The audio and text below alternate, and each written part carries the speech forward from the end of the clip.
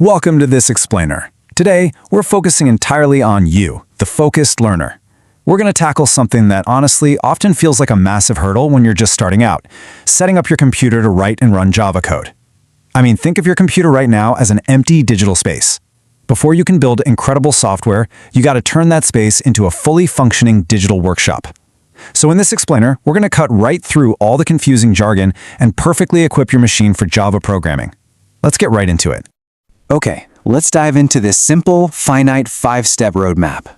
We'll be looking at 1. Your Java programming workshop, 2. Setting up the editor, 3. Getting the Java tools, 4. Configuring environment variables, and 5. Testing your setup.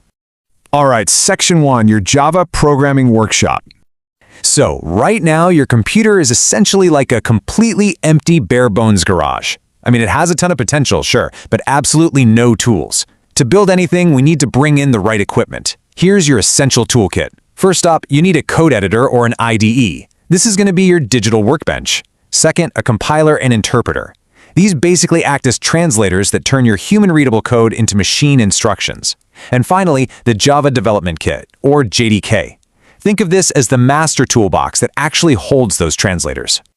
Moving right along to Section 2, setting up the editor. Now, obviously, you can't write code without a place to actually type it, right? Let's bust some jargon right off the bat here. IDE stands for Integrated Development Environment.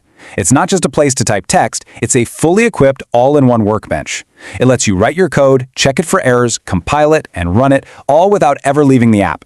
It is literally designed to make your life as a programmer significantly easier. To really see why an IDE is such a game changer, just compare these two approaches. A plain text editor, something like Windows Notepad, is basically just a blank piece of paper. You can write text on it, but it can't actually run your code. An IDE, on the other hand, like Eclipse, IntelliJ, or Visual Studio Code, is more like an active assistant. It color codes your text, points out typos before you even try to run the program, and executes applications with just a single click. Yeah, we absolutely want the one on the right. For our workshop today, we're going to look at Visual Studio Code, commonly known as VS Code. It's a super lightweight, open-source editor built by Microsoft, and it works across Windows, Linux, and macOS. The setup is incredibly simple. You just head over to their official website, select your operating system, download the installer, and basically just click Next through all the default settings. Now, VS Code does start out as a lightweight editor, but by simply adding a few Java extensions right inside the app, it transforms into a fully fledged, incredibly powerful IDE. Boom, your workbench is ready. Okay, Section 3, getting the Java tools. So, you've got your workbench all set up, but your computer still doesn't actually understand the Java language. You need the heavy machinery, the JDK, or Java Development Kit. This is the absolutely essential software toolkit required to compile and run Java applications. It's basically the core engine of your entire setup, containing those critical compilers and interpreters we talked about earlier. Without the JDK, you simply cannot compile or run anything. No way around it. Now, there are a few ways to get a JDK, including some great open source options, but one of the most standard paths is grabbing the Oracle JDK. To install it, just visit the Oracle website and navigate to the Java downloads. Now, here's a really important tip. You want to select Java 17. Why? Because it's a long-term support, or LTS version. That means it's highly stable and will receive official updates for years to come. Just download the installer for your specific operating system and, exactly like we did with VS Code, install it by clicking through the default prompts. On to Section 4, configuring environment variables. Okay, listen up, because this is the step that traditionally trips up almost every beginner. But let's demystify it completely. Think of it as simply plugging your new power tools into the wall outlet. Before we click anywhere, why do we even need to set an environment variable? Well, you just installed the Java tools deep inside your hard drive, right? If you try to run Java from your desktop, your computer literally won't know where you hid the tools. By setting the path, we're essentially giving your computer a master map so it can find them from absolutely anywhere on your system. Let's see how this actually works in practice. First, we have to go find that master map location. Open up your File Explorer and follow this exact route. Go to your C drive, open the Program Files folder, find and open the Java folder. Inside there, you'll see your newly installed JDK 17 folder.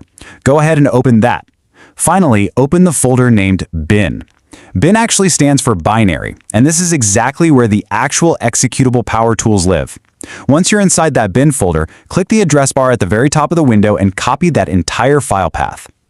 Now, what's really interesting here is understanding exactly where we need to put that path. In your computer's Environment Variables menu, you're going to see two distinct sections, User Variables and System Variables. A user variable only applies to your specific profile. A system variable, however, applies globally to anyone who logs into that computer.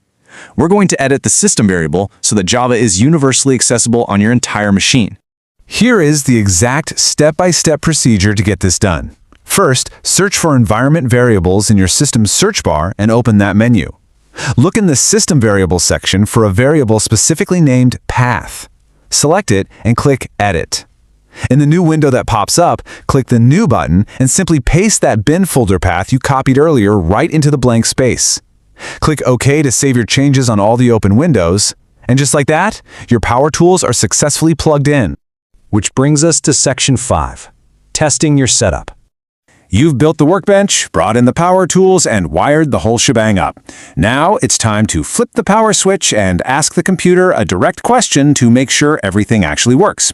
Open your command prompt or terminal and type exactly this, Java --version, that's --version, and hit Enter.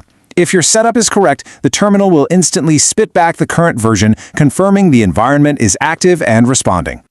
But hey, we aren't quite done yet. We also need to test the compiler, the tool that actually translates your code. In that exact same terminal, type javac --version, that is JAVAC, which stands for Java Compiler, followed by --version, and hit Enter. If you see the version of the compiler print out on the screen, congratulations. This proves beyond a shadow of a doubt that your installation was a complete success and your system app is working perfectly. And there you have it. You've successfully navigated the entire setup process. Your digital workshop is officially built, fully equipped, and completely powered up. The confusing jargon is totally out of the way, your environment variables are perfectly mapped, and your IDE is just sitting there waiting for you. So the only question left to answer is, now that you have this incredible power right at your fingertips, what are you going to code first?